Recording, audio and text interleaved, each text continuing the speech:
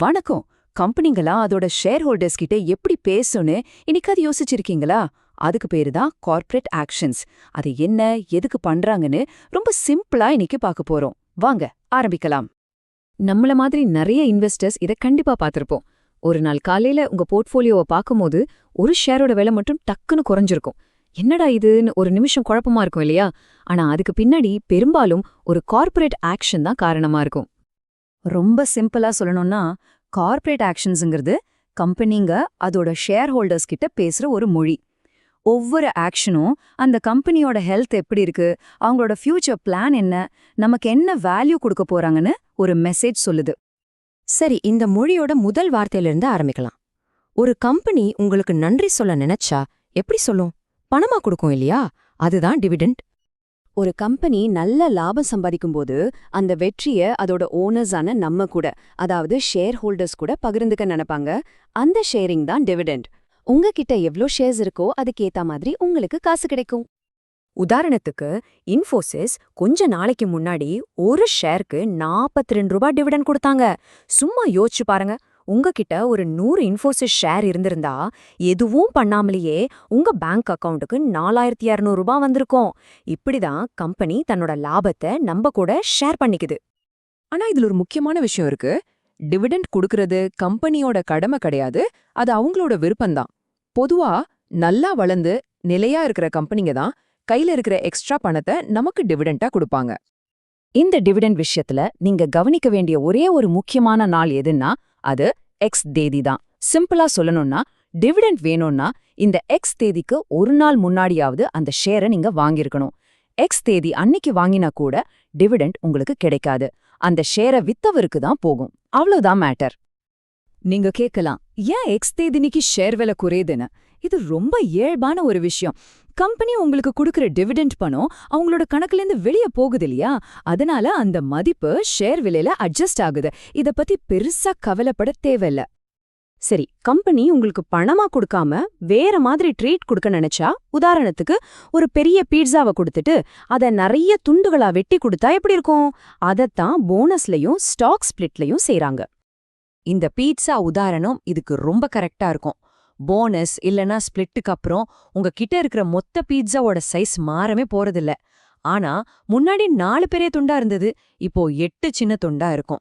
மொத்தமா சாப்பிட்டா அதே அளவு பீட்சா தான். உங்க முதலீட்டோட மதிப்பும் அப்படிதான் மாறாது. போனஸ் இஷ்யூங்கிறது பணத்துக்கு பதிலா ஷேர்ஸையே டிவிடெண்டா கொடுக்கற மாதிரி தான்.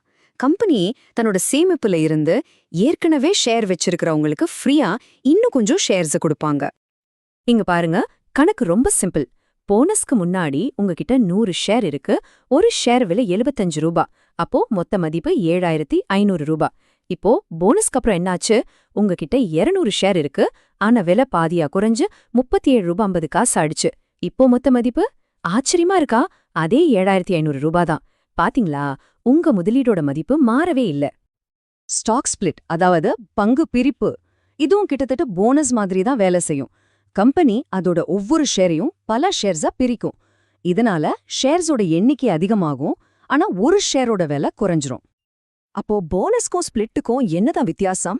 ரெண்டுமே பங்குகளை அதிகமாக்கி விலையை குறைச்சாலும் கணக்கு வழக்குல ஒரு சின்ன டெக்னிக்கல் வித்தியாசம் இருக்கு.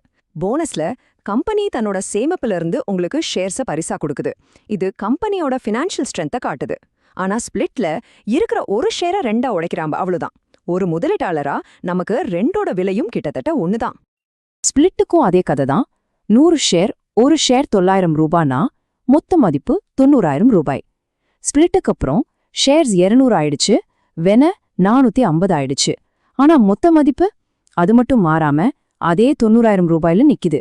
பீட்சா துண்டுகள் அதிகமாகுதே தவிர பீட்சா பெருசாகல. இதுவரைக்கும் பார்த்தது கம்பெனி நமக்கு கொடுக்கிற விஷயங்கள். இப்போ கம்பெனி தனக்காகவும் நம்ம கிட்ட இருந்தும் என்ன செய்துன்னு பாப்போம். பைபேக் மற்றும் ரைட்ஸ் இஷ்யூ, இது ரெண்டும் கம்பெனியோட எதிர்கால திட்டங்களை பத்தி நமக்கு சொல்ற முக்கியமான சிக்னல்கள். பைபேக் அப்படின்னா ஒரு கம்பெனி தன்னோட ஷேர் மேலேயே முதலீடு பண்ற மாதிரி அவங்க கிட்ட இருக்கிற பணத்தை வச்சு மார்க்கெட்ல இருக்கிற அவங்களோட சொந்த ஷேர்ஸையே திரும்ப வாங்குவாங்க. இதனால மார்க்கெட்ல இருக்கிற ஷேர்ஸோட எண்ணிக்கைய குறையும். ஒரு கம்பெனி ஏன் தன்னோட பங்குகளை தானே திரும்ப வாங்குது? யோசிச்சு பாருங்க. மார்க்கெட்ல ஷேர்ஸ் குறையும் போது ஒரு ஷேருக்கான லாபம் அதிகமாகும். இதைவிட முக்கியமா, எங்க கம்பெனி மேல எங்களுக்கே நம்பிக்கை இருக்கு, அதனால தான் நாங்களே முதலீடு பண்றோம். நான் அந்த கம்பெனியோட நிர்வாகம் நமக்கு சொல்ற ஒரு வலிமையான செய்தி இது. அதனால தான் பைபேக் ஒரு நல்ல அறிகுறியா பார்க்கப்படுது. ரைட்ஸ் இஷ்யூனா கம்பெனிக்கு புதுசா பணம் தேவைப்படுதுன்னு அர்த்தம். அதுக்காக வெளியில கடன் வாங்காம ஏற்கனவே இருக்கிற ஓனர்ஸான நம்ம கிட்டயே கேக்குறாங்க.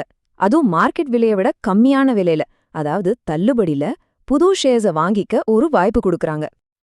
ஆனா ஒரு நிமிஷம், கம்பெனி டிஸ்கவுண்ட்ல ஷேர் கொடுக்குதுன்னு உடனே வாங்கிராதீங்க. இது ஒரு முக்கியமான எச்சரிக்கை. முதல்ல கேளுங்க, இந்த பணம் எதுக்கு? ஒரு புது ஃபேக்டரி கட்டவா, இல்ல வாங்கின கடனை அடைக்கவா? இந்த கேள்விக்கு பதில் தெரிஞ்சதுக்கு அப்புறம் தான் நீங்க முதலீடு செய்யணுமா வேண்டாமான்னு முடிவு பண்ணணும். சரி, இவ்ளோ ஆக்ஷன்ஸ் பத்தி பார்த்தோம். ஒரு இன்வெஸ்டரா இது ஒவ்வொன்னிலிருந்தும் நீங்க என்ன மெசேஜை எடுத்துக்கணும்னு இப்ப சுருக்கமா பாத்துடலாம். அப்போ நாம என்ன கத்துக்கிட்டோம்? ஒரு கம்பெனி டிவிடெண்ட் கொடுத்தா அது நல்ல லாபத்துல இருக்கு, மெச்சோர்டா இருக்குன்னு அர்த்தம். போனஸ் அல்லது ஸ்பிளிட் அறிவிச்சா அவங்க ஷேர்ஸை இன்னும் நிறைய பேர் வாங்கணும்னு நினைக்கிறாங்க. ரைட்ஸ் இஷ்யூ வந்தா கம்பெனி வளர்ச்சிக்கு நம்மகிட்ட பணம் கேக்குது.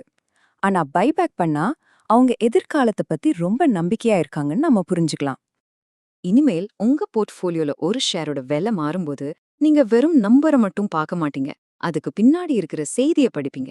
அந்த கம்பெனி உங்ககிட்ட என்ன சொல்ல வருதுன்னு புரிஞ்சுக்கிட்டு ஒரு ஸ்மார்ட் இன்வெஸ்டரா சரியான முடிவு எடுப்பீங்க.